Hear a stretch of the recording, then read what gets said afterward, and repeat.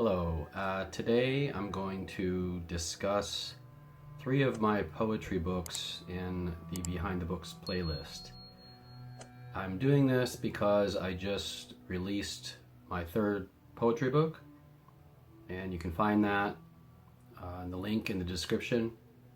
I've been putting this off for a while because I've been waiting to try to finish this last book, and so I decided that I was going to just do a video about all the poetry books together instead of them separately.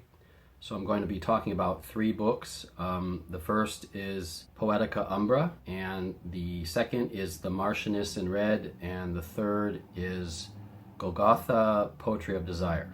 That's the newest one. What I'm going to do is I'm going to choose 2 or 3 poems from each and give you a little bit of background about why I wrote the books and just my thoughts, general thoughts about them. I'm going to start with just giving you a few of my influences to see kind of where I'm coming from. Here on the screen right now are many of my favorite poets. There's no particular order to these aside from the fact that William Blake is probably my favorite, but all the rest kind of my preference changes with the day and the mood and even my age. I think certain ones have gotten better with age where I didn't quite understand them when I was younger. But as you can see, there are many different kinds of poets on this list. Some of them lean into religion or spirituality more. Some of them are more American poets and English poets and some beat writers, a little bit of everything really. I've read some modern poetry, and a lot like modern fiction, I'm not really all that impressed with a lot of it. I mean, occasionally I'll read something that I like, but I just have this, I don't know, like everything that's kind of postmodern, I'm just kind of over, and I tend to find myself going back further and further to find things that I like. But let's get started. So the first book is Poetica Umbra, and that was first released in 2008, but there have been 2 more editions, one in 2012 and one in 2016. Poetica Umbra is a poetry collection about spiritual transformation. Inspired by millennium-era Detroit, these free verse evocations recall experiences interwoven with mysticism and tinged by lunacy. By capturing the wild, untamed energy of a ruined city during its darkest days, these poems delve into the bohemian lifestyle of Detroit's artistic underworld. Okay, so the first one I'm going to read is called The New Sons. The new sons look for daughters and the light of life. They cry for the dawn because they have become witness to the night. The talons of pain dig into the new man. The one woman cries and children bleed from their eyes. Thorn and light, illumination, new healings from the old wound. The next one is Manticora. Whispered voice of an aged union. Prophecy calls to mind the dull throb of wonder, crimson red, immaculate lion of the unconscious. Is it me or someone else calling? The mirrored self. Spiked quills like drills, filling my thoughts before the planchette. The talking board speaks and fills the night with Enochian love. I've been given a key, I have found the other me. And the final one from this book is Chimera. The mysteries call to me through lion's head and serpent's tail. Enochian double voices refrain. Smooth tongue of sorrow and soft functions. The eon sadly reflects philosophia. The sympathetic man bears the body of a goat, with graceful understanding and gentle cunning. Conjuration, seductive teeth, dark one. Feral sorceress with bare eyes reaching. Silent, I see it too. A subtle harmony of the spheres. I am free in body and in soul. I will find a way to grow you if your desire is strong. Okay, so those are a bit intense, but they are actually based off of a very intense time in my life, about 3 years or so, right around 2002-ish to 2005, I guess. And I was living in downtown Detroit, and it was really at the height of its kind of bohemian. It was the time when many people lived there because the rents were so cheap, and the city was kind of in its darkest moments. The 70s and the 80s and the 90s were a big decline, and the city, from the riots and stuff, had just collapsed almost. So anyone that was living there was kind of living a very extreme life, and I was one of those people at that time. But these poems are mainly about some experiences I had transforming myself, but also experiences I had with other people that were in similar situations. It's hard to kind of explain the city at that time, but it was because you had daily danger. I think everyone was kind of living exclusively in the moment, almost in a reckless or suicidal kind of way. So I think the poems in this book really reflect that. There's a lot of love poems in here because I had fallen in love at this time, and there's a lot of almost love poems to magic because I had discovered a deeper part of myself also at that time. But I actually didn't publish the book until my second year of college. I had the poems sort of lingering around, and then in my second year of bookmaking school, book arts school, I decided I had an assignment where I had to do a limited edition book, and I didn't really have any kind of story big enough to put in a book, but I started thinking more about all these poems I had, and I thought they would be easier to do because the part of the assignment was I had to hand letterpress the book. So I knew that if it had a lot of text, it would have been suicide, student suicide, let's say. But by using these sort of short poems, I was able to finish the assignment in the allotted time, which was not very long. But originally, it was an edition of 15 copies, all hand-printed and hand-bound. And that, I really loved it when it was finished, and I gave out, some to some of my teachers and a few other people. But eventually, I decided that I wanted to make it into a print book, trade paperback. So I designed the trade paperback based off of the original cover. So this is kind of a scan of the fabric of the original cover, and I tried to reproduce it as best I could digitally. As you can see there, there's some ornaments and things that I tried to get as close to possible as the original. It was still kind of different, but it was very close. So my thoughts on this, I think I've grown a lot as a poet since then, because this is quite a long time ago. But there's a charm to these and a naivete that and maybe a nostalgia to them for me. I think they really are quite powerful, partly because all of that energy that I was living at that time just kind of like got distilled into these, and I think they're a good record of what I was going through. There's a lot of kind of madness of youth in these, which I think has its charm and also it's kind of cringe at the same time a little bit.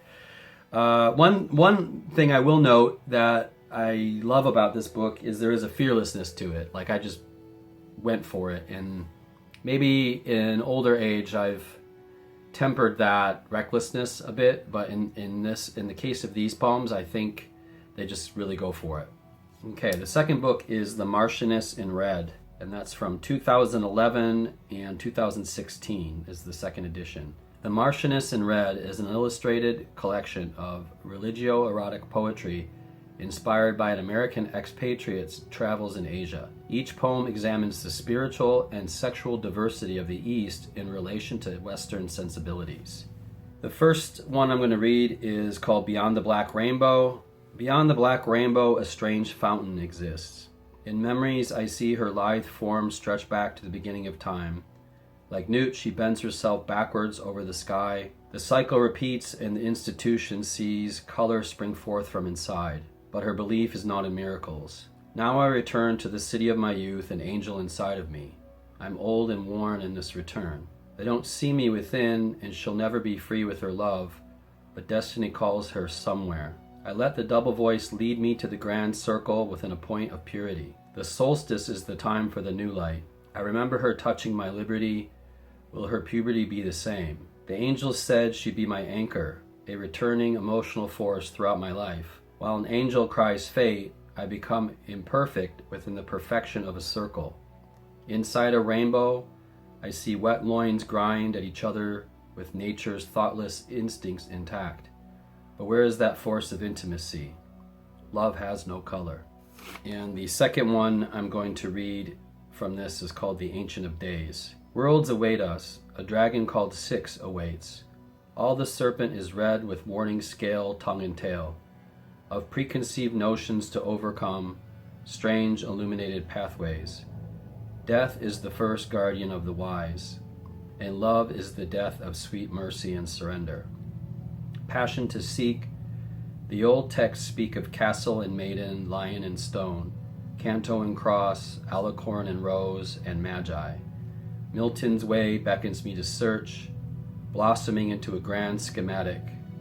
The cosmic Christ message and the centering of the angelic sweet one. Only the beautiful enter this gate of vibration. The profane are devoured at the threshold. There is a silent maiden, beautiful to behold, charming as the Ancient of Days. Bewitched fear etched upon her brow, I imagine her. The innocent presence before the judgment. The masks fall at oblivion's end, but time is short. Open your heart and you will see. I'm a bold lover, daemon within and genius without, the spirit's breath accepted. A master of the sweet surrender of the boundless, heaven's key in the realm of true magic, all fold into ecstasy. So I wrote this book after a year abroad. I eventually moved back over to Asia, but at the time I was really taken with everything I experienced, and unfortunately I can't read a lot of the poems in here because they're a little bit erotic, and YouTube would probably cancel this video, so I read the ones that were the least erotic, but I think the good qualities of this book are its rawness, and it's a bit dark. It's definitely darker than the first one, but I think the beauty of it, looking back on it, is how open-minded I was to experience in Asia. I think some people come here and they don't really jump in, and I think I did, and it really definitely changed me. And I think this book has a lot of that exuberance of seeing all this stuff for the first time. Now, I've been here a long time, more than 10 years, and I don't really have that openness, I think, that I had when I first came here. I'm a little more jaded as a traveler, and I find it a little bit more difficult to leap into these situations. But I do think that the book captures a lot of that experimental mindset of being in a new culture and not really knowing what to expect from people or from different situations. So in that case, I think it's quite, it could possibly be moving to certain people if they are about to go on a trip like that, or if they might be inside of it. Now, for those that are in their own country and maybe have never left their own country, this might seem a little too cryptic or a little too, it's very much about Asia, I'll say. Okay, the last one is called Golgatha, Poetry of Desire. It just released in 2024. It's a poignant collection of 23 poems born from the author's deep introspection during the COVID-19 pandemic. Delving into personal struggles and spiritual quests, the poet grapples with health scares, spiritual encounters, and disturbing revelations, drawing wisdom from Taoism, Stoicism, and Gnostic philosophy.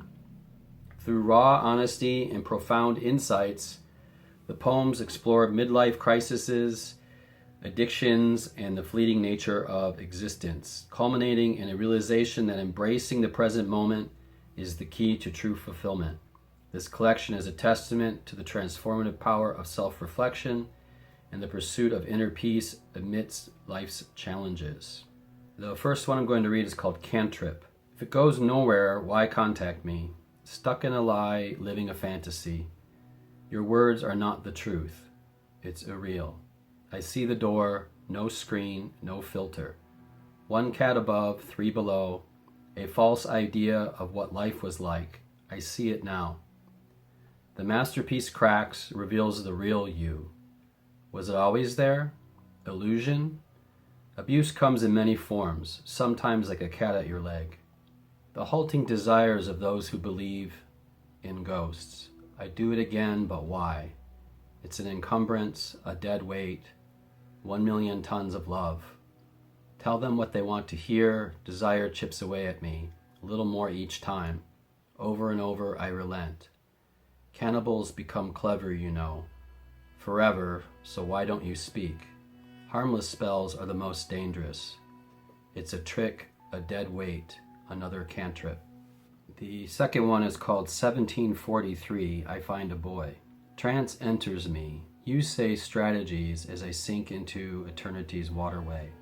Dancing colors in darkness, that black rainbow, my breathing regulates.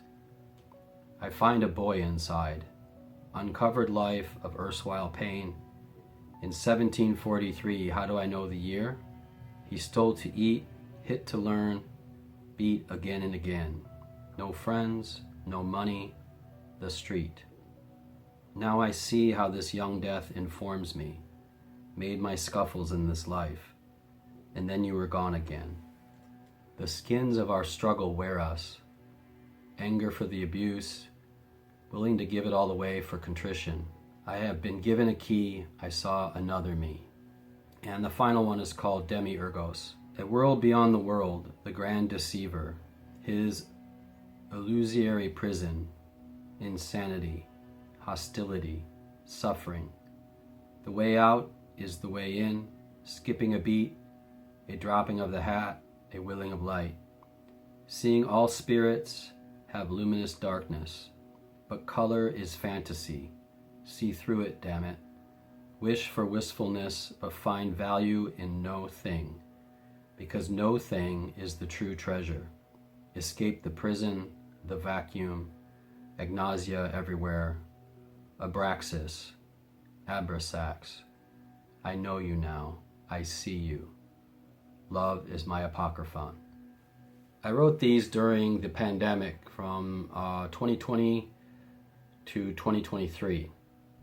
And there were many things that inspired these. It was a very introspective time, I'm sure, for just about everybody. But I had a health scare that was unrelated to COVID. And it really affected me in a profound way.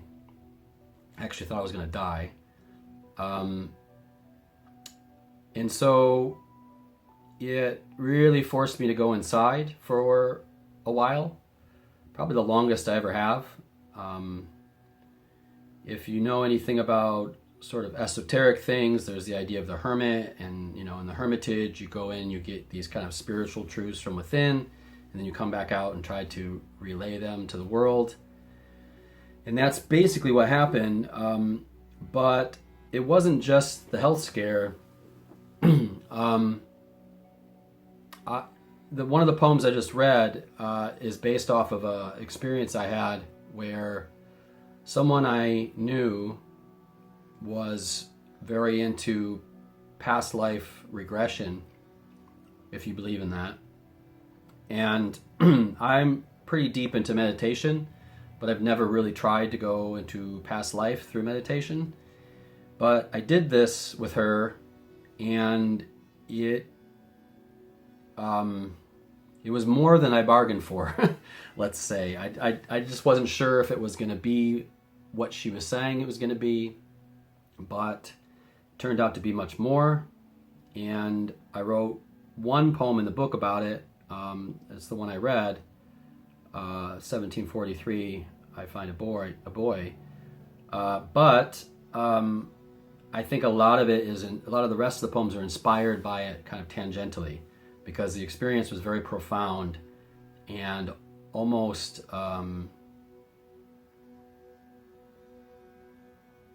shattering, I guess. So that was another facet of it. And then the third thing is, because of choices that people had to make during the pandemic, not just people that I knew, but businesses I frequented, or my job, different organizations around me and the people in them. There were a lot of pressures, and I think everybody felt that. And what that did is made me see not just certain people, but almost the entirety of the human race very differently. I would almost say in some ways it kind of broke me, because I was much more hopeful before all of that. But maybe that's just because I lived through a time that did not have those pressures until that moment. I think other people from other moments in history have probably felt those pressures. But it was definitely an eye-opener, and it provoked many of the poems in this collection. But the other thing that I realized is I got deeper into Gnosticism and Taoism, and I think these poems are exploration of trying to dismantle the conundrum-like qualities of these philosophies and religions. So I thought a lot during that time, probably the deepest I've ever went inside and assessed not just my place in all of this, but everyone else, and also the struggles that we all have to go through, and these moral and ethical choices that we have to make. And another aspect of the book is just aging. I'm getting older now, and while the other two books I read from are more youthful me, this is a more jaded, older me that's kind of treading water, and there's a lot of symbolism of getting sort of swallowed up by the world. Sort of a Pinocchio, Jonah and the whale kind of thing.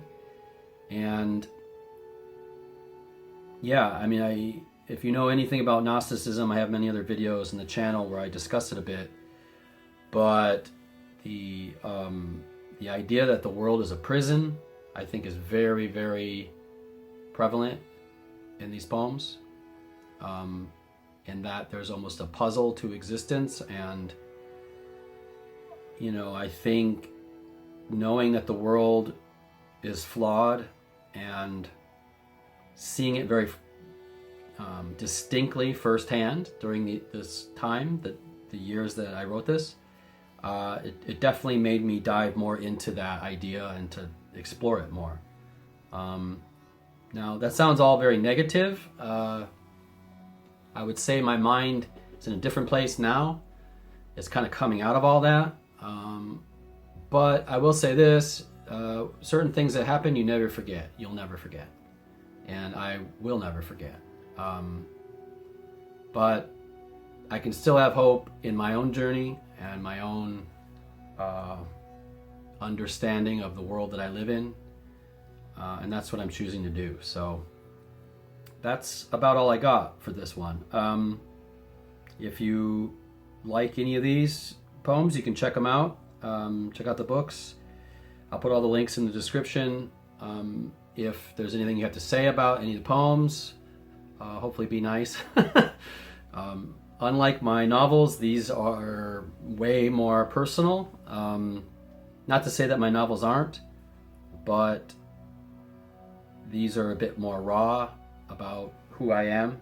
So, you know, I'm putting them out there, but just try to be in the shoes of someone who's putting out something dishonest, that, you know, it's not kind to be to be too critical.